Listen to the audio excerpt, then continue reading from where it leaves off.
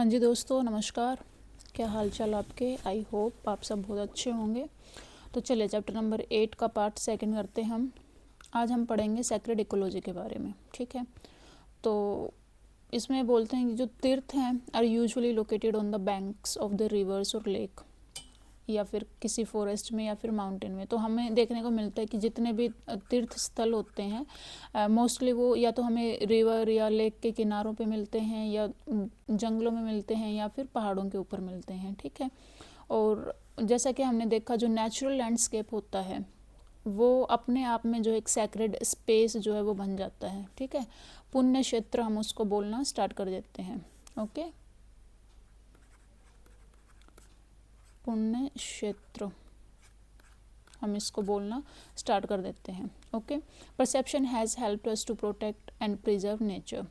और पुण्य क्षेत्र एक जगह को बोलना वो हमारी परसेप्शन बना देते हैं कि हमें जो है उसका जो नेचर है, नेचर मतलब वहाँ के पेड़ पौधे, ओवरऑल वो जगह, ठीक है, पेड़ पौधे, जीव जंतु जानवर जो भी सब है, हम उनको प्रिजर्व और प्रोटेक्ट करते हैं, ठीक है।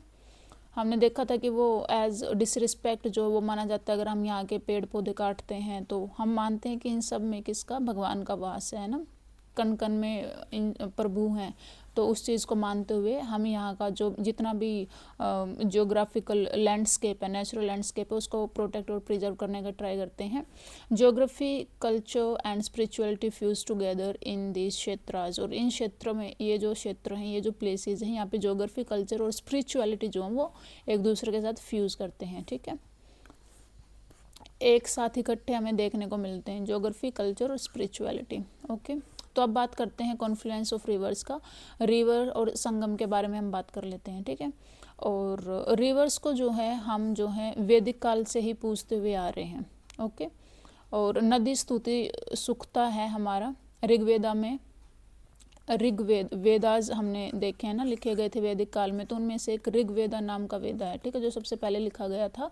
तो उसमें जो है नदी स्तुति सूक्त है, उसमें आपको बताया गया है कि आपको हाउ टू प्रेज रिवर्स, आपको रिवर्स की, नदियों की स्तुति कैसे करनी है, ठीक है। और उसमें जो है मेनली आपकी 19 मेजर रिवर्स हैं एंशियंट नॉर्थ वेस्ट इंडिया की।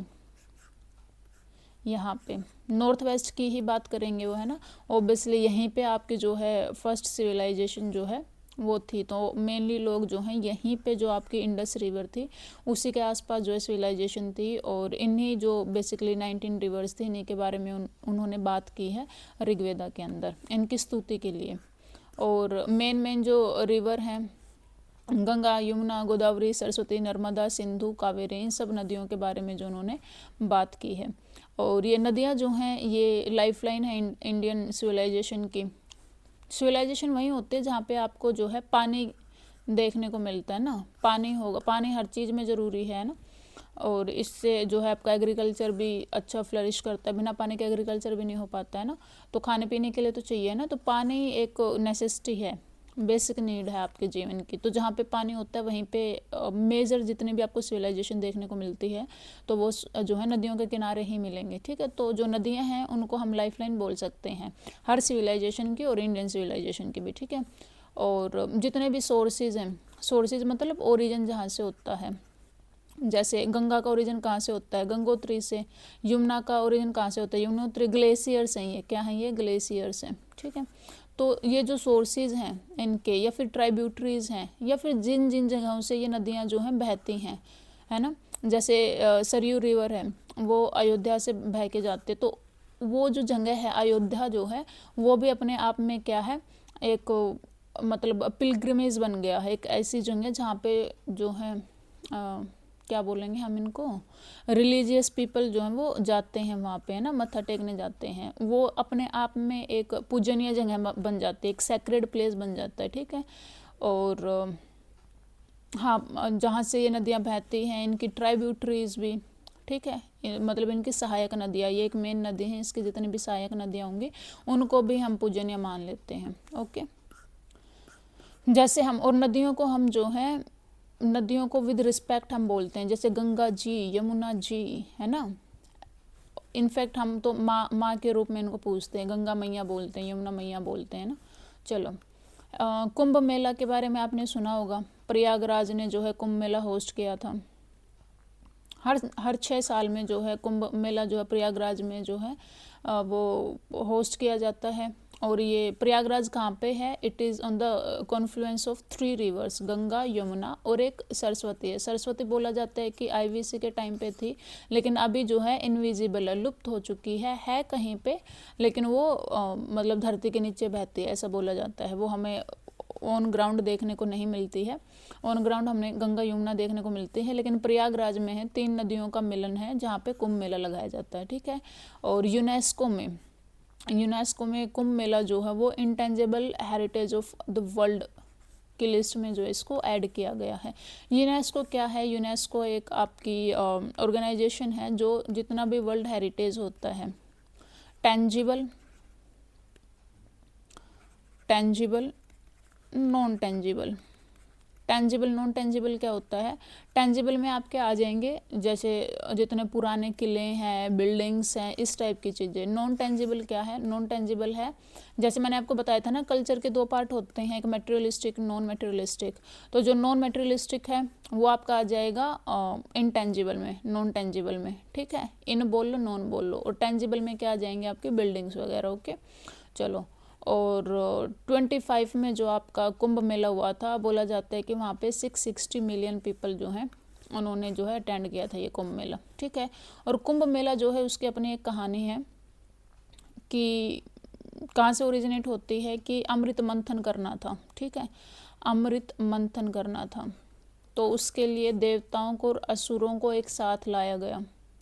ट्रेडिशनली तो वो एनिमीज है ना, देवता और असुर, इनका झगड़ा होता रहता है, लेकिन अमृत निकालने के लिए जो है इन्होंने एक दूसरे का साथ दिया, और जो कॉस्मिक ओशियन है उसको जो है एक्सट्रैक्ट करना स्टार्ट किया अमृत के लिए। और अमृत क्या है? एक डिवाइन नेक्टर है जिसको पीने के बाद इमोर्टल हो जाते हो, आप मरते नहीं हो, है ना। तो जो अमृत निकल तो आया, लेकिन अब देवताओं को लगा कि असुरों को अमृत नहीं मिलना चाहिए, इनको अमर नहीं होना है ना, ये अच्छे लोग नहीं हैं, इनका मोरल कंपास अच्छे से सेट नहीं है।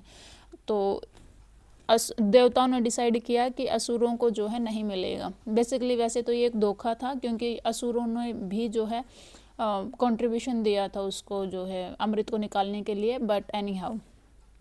तो अब क्या हुआ कि असुर जो है ये अमृत ना पी ले, तो विष्णु जी जो हैं वो मोहिनी रूप रख के आते हैं, एक बहुत ब्यूटीफुल लेडी बन के आते हैं वो। और जो कुंभ का जो घड़ा होता है वो किन से, जो दानव जो होते हैं, राक्षस, असुर जो होते हैं, उनसे वो छीन लेते हैं।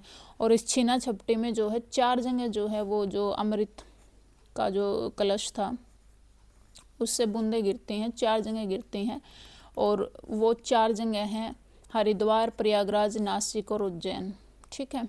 तो इन्हीं 4 जगहों पे जो है आपका कुंभ मेला लगता है। और बोला जाता है कि जो कुंभ मेला जब लगता है तो, और ये जो मेले जो होते हैं बेसिकली ये जो हैं नदियों के किनारे पे होते हैं ना, तो बोला जाता है कि ये जो टाइम होता है आपका कुंभ मेले का, और इस टाइम पे नदियों में डुबकी लगाना जो है मोस्ट ऑस्पिशियस होता है, सबसे शुभ माना जाता है, ठीक है। ये देखो ये फोटो ऐसे लगता है कुंभ मेला।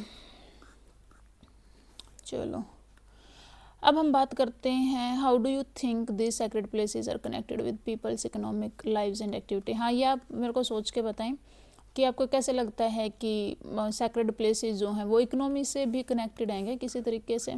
चलो, अब हम माउंटेन और फॉरेस्ट की बात कर लेते हैं, रिवर की बात हमने कर ली, ठीक है। माउंटेन्स जो होते हैं वो एसोसिएटेड विद लीजेंड्स, डेटीज और हीरोज़।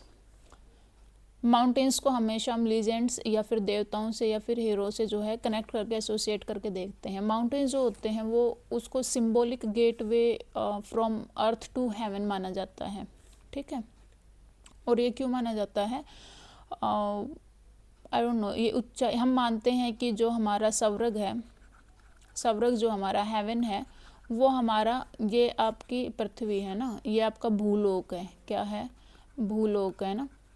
और पाताल हम नीचे मानते हैं।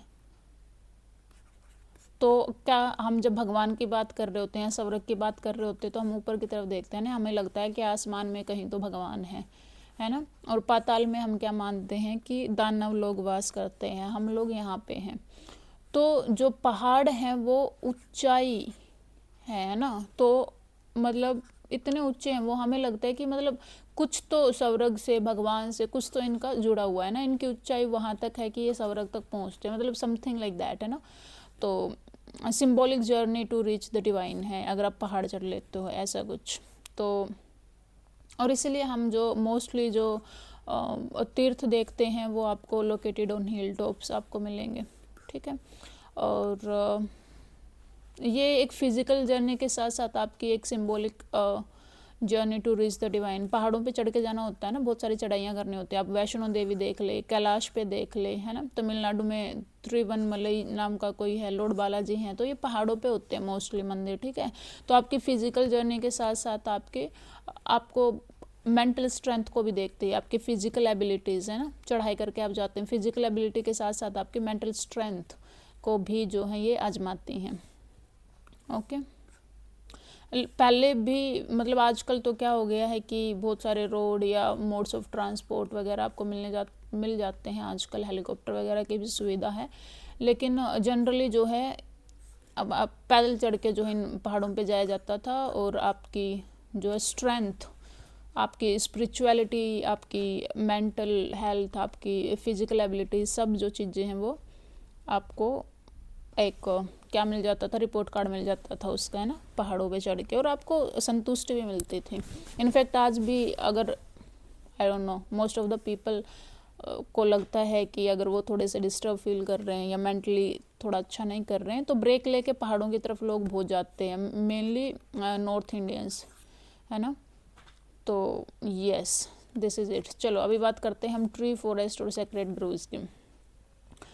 तो इंडिया की बहुत सारी जगहों पे जो है trees are adorned with the offering like turmeric and kumkum. पेड़ों को जो हम कुमकुम और जो हल्दी है वो भेंट करते हैं।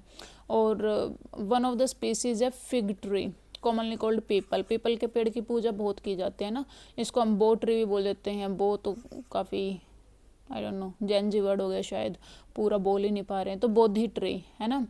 और अश्वत्था इसको हम संस्कृत में बोल देते हैं। इसको हिंदुइज्म में, बुद्धिज्म में, सिखिज्म में, जैनिज्म में, इन सब धर्मों में क्या है, एक सैक्रेड ट्री के रूप में जो है पूजा जाता है, ठीक है, मतलब। और फिकस रिलीजियोसा इसका जो है नाम है, बोटैनिकल नेम, जिसका मतलब है रिलीजियस सैक्रेड फिग, ओके। और ये महाबोधि ट्री दिखाया जाता है। बोलते हैं कि जो बुद्धा थे उनको भी जो एनलाइटनमेंट मिली थी, ज्ञान की जो प्राप्ति उनको हुई थी, वो कहाँ हुई थी, पीपल के पेड़ के नीचे हुई थी। इसलिए ये एक महाबोधि ट्री है। ये भी आपका बोध गया में इसको पूजा जाता है, बोध गया में बोधि ट्री हम इसको बोलते हैं। बुद्धा को एनलाइटनमेंट नहीं मिली थी। चलो, और महाभारत और रामायण के बारे में हमने पढ़ा है। और ये जो आपकी क्या है एपिक्स जो हैं, ये भी आपको डिस्क्राइब करते हैं बहुत सारी पिलग्रिमेजेस के बारे में, सैक्रेड रिवर्स के बारे में, फॉरेस्ट के बारे में, माउंटेन के बारे में आपको देखने को मिलता है इन दो एपिक्स में भी, ठीक है।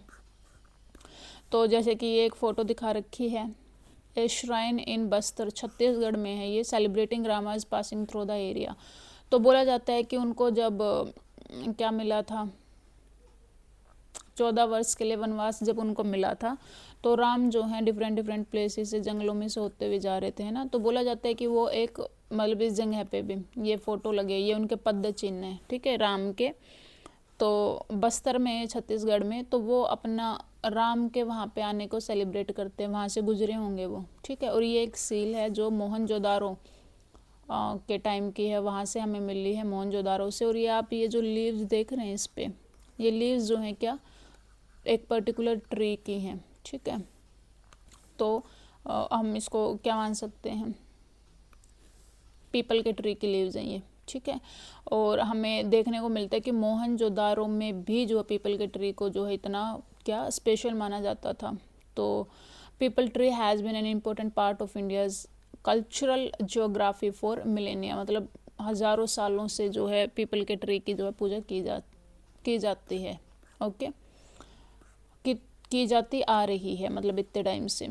उसके बाद अगर हम साइंटिफिक रीजन्स देखें पीपल के पेड़ की, अगर हम जो सुपरस्टिशियस ना बन के अगर हम साइंटिफिक रीजन्स देखते हैं तो मेडिकल यूज़ भी बहुत है पीपल के ट्री का, स्किन की ट्रीटमेंट के लिए, स्टमक की ट्रीटमेंट के लिए, है ना। हम यूज़ करते हैं इसका, ये इसके मेडिकल यूज है। और ये almost through out the year जो है ग्रीन रहता है ना, पत्ते बहुत कम झड़ते हैं इसके। और ये अपने आप में बोला जाता है पीपल का ट्री जो है एक इकोसिस्टम है। क्या है? इकोसिस्टम है। फूड और शेल्टर प्रोवाइड करता है ये बहुत सारे बर्ड्स को और एनिमल्स को। तो साइंटिफिकली भी जो है इसकी बहुत ज़्यादा क्या है, इम्पोर्टेंस है। चलो, मैनी रूरल और ट्राइबल कम्युनिटीज़ में जो है प्रोटेक्ट और प्रिजर्व करते हैं हम some natural forest from harmful activities, जैसे हंटिंग, ट्री फेलिंग या माइनिंग वगैरह हम वहाँ पे नहीं करते हैं। ठीक है, हम मानते हैं अबोर्ड ऑफ डाइटीज़, वहाँ पे हमें लगता है कि भगवान रहते हैं। ठीक है, और ऐसा ही आपको रेंग्यूक या फिर बासाइन मेघालय आपको देखने को मिल जाता है। ये क्या है? ये फॉरेस्ट की बात कर रहे हैं हम, ठीक है, फॉरेस्ट।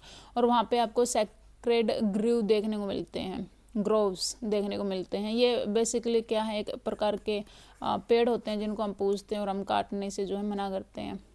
ठीक है, तो ऐसे बहुत सारे जो हैं चीज़ों को हम पूजनीय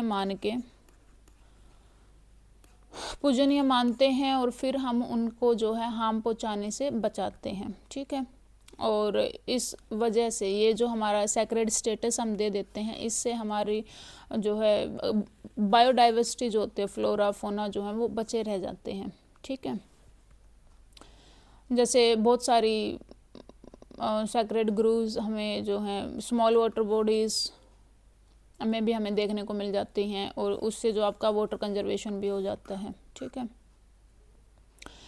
These were many thousands of sacred groves in India. बहुत सारे sacred groves थे इंडिया में। Sadly, these numbers have been shrinking as people have started encroaching on them for various purposes.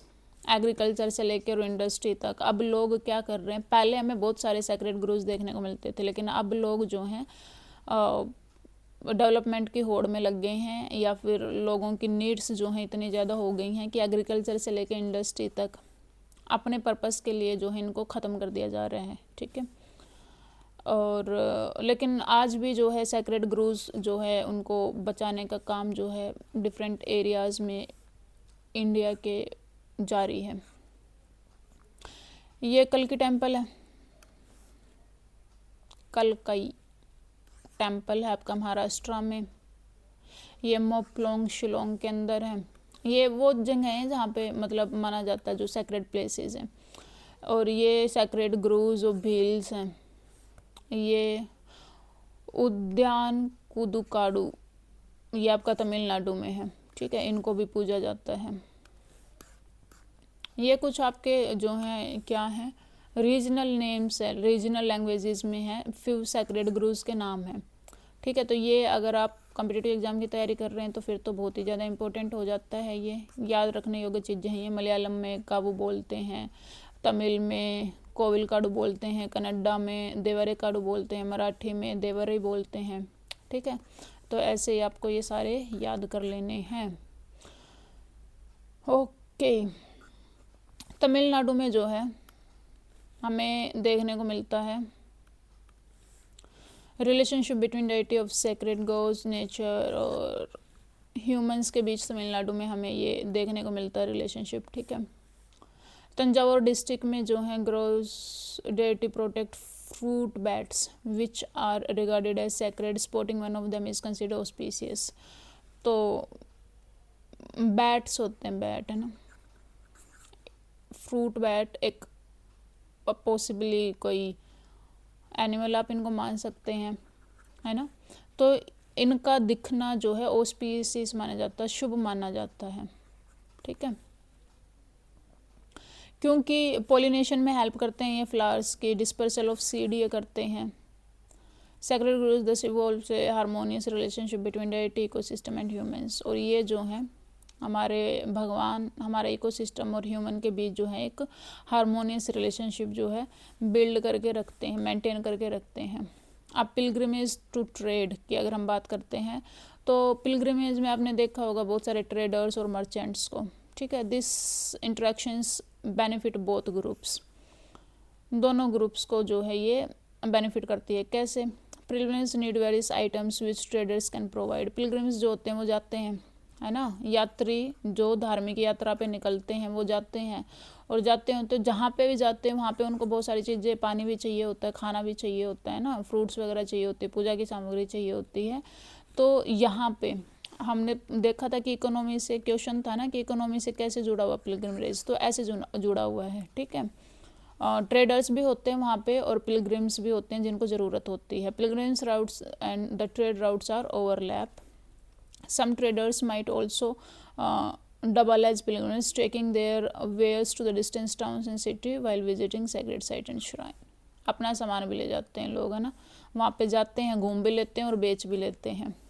Okay, what routes did those treasure ancient India revisits? हम rise of empires में हमने पढ़ा था, वो जो root हमने देखा था उत्तर पथ और दक्षिण पथ जो हमने देखे थे, कौसम्बी थ्रो उज्जैनी जाते हैं, और पाथियान एक कैपिटल थी, तो वहाँ पे किस किस चीज़ का जो है बिजनेस होता था, कॉटन का, स्पाइसेस का, सैंडलवुड का, ये हम देख चुके हैं, ठीक है।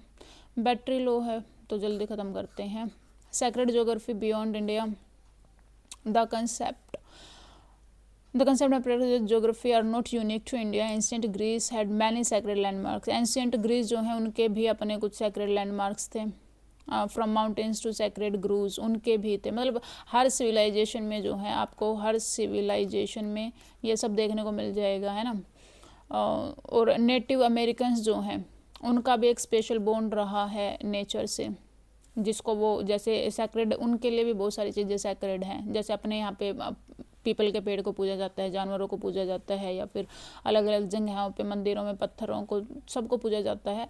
तो हर सिविलाइजेशन का, हर जगह के अपने कुछ जो हैं ऐसी सैक्रेड चीज़ें होती हैं जैसे वो जिनको पूजते हैं। मोरारी जो है, नॉट मोरारी, मौरीज जो हैं वो क्या है, इंडिजिनस पीपल हैं न्यूजीलैंड के, और वो भी वहाँ पे एक तारानक्की मोंगा नाम का कोई माउंटेन है, और वो मानते हैं कि mountain as their ancestors and therefore as sacred, तो वो भी इस माउंटेन को जो है सैक्रेड मानते हैं। और after many representations by the Maoris, a law recently granted this mountain the rights and responsibility of a human being as acknowledgement of the Maori world wide. तो इसको क्या, ह्यूमन माउंटेन को जो है, जैसे ह्यूमन को राइट्स मिले होते हैं वैसे ही इस पर्टिकुलर जो माउंटेन है उसको भी राइट्स एंड रिस्पॉन्सिबिलिटी के तौर पे लाइक एज ए ह्यूमन इसको जो है ट्रीट किया गया है।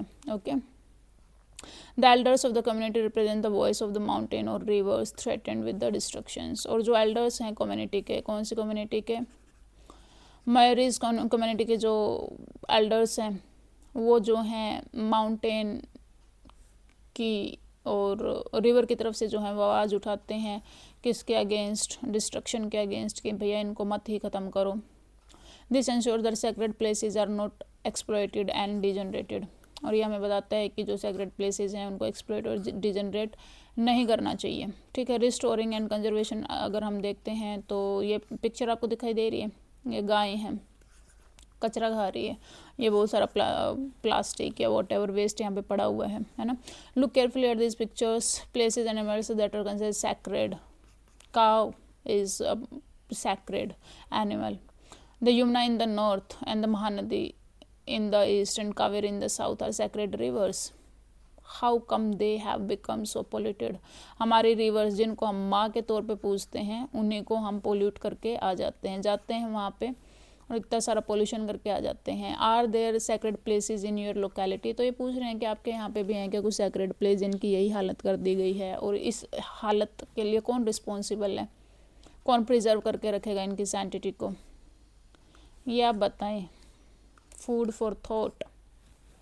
Harmonious relationship that once existed between the people and sacred geography sustained Indian civilization over millennia, creating values that were shared all over the subcontinent.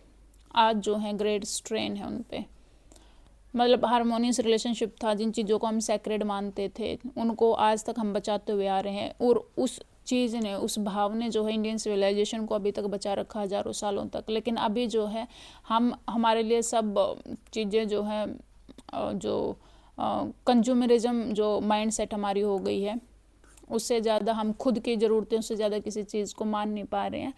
तो क्या है ये, क्यों है ये?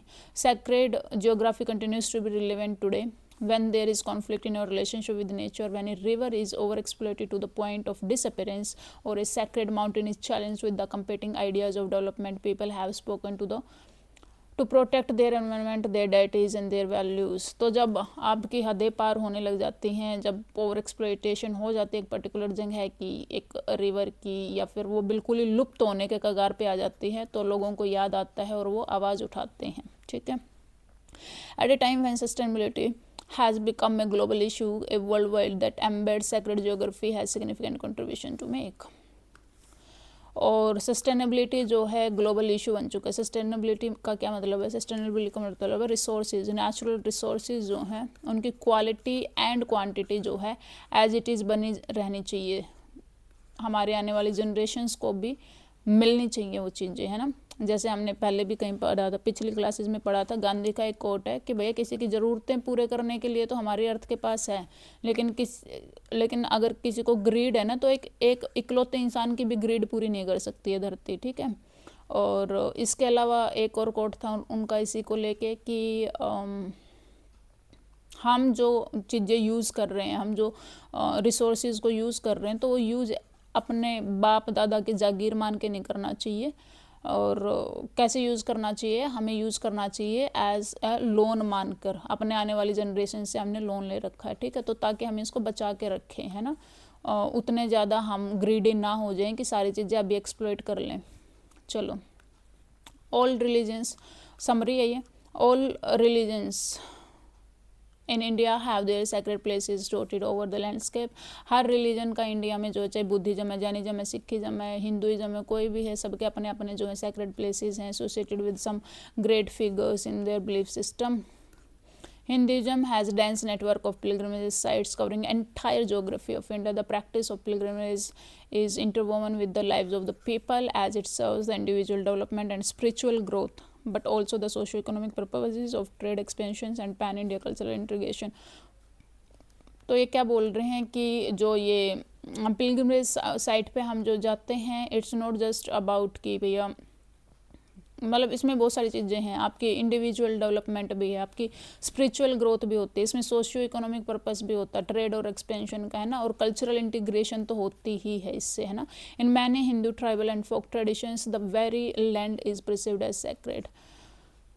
तो हिंदुइज्म में या फिर ट्राइबल या फोक्स ट्रेडिशन में अगर हम मानते हैं तो ये पूरी धरती ही, धरती माँ बोलते हैं ना, धरती माँ बोलते हैं, तो ये पूरी धरती ही हमारी क्या है? सैक्रेड है। और sacred places are being polluted owing to widespread neglect and lack of concern.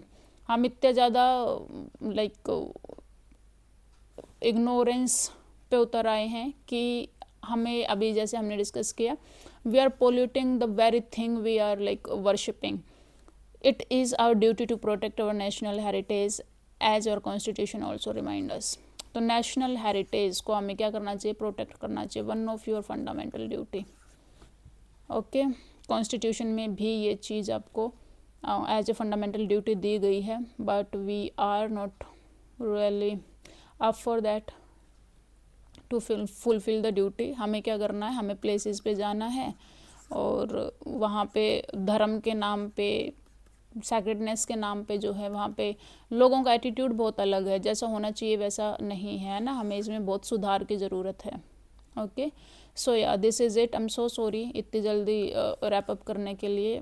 Laptop की बैटरी जो है वो कम है और मैंने पहले ध्यान नहीं दिया। सो या मिलते हैं नेक्स्ट चैप्टर में। 8th चैप्टर जो है आपका ख़त्म हो चुका है। Okay, ta-ta, bye bye, take care.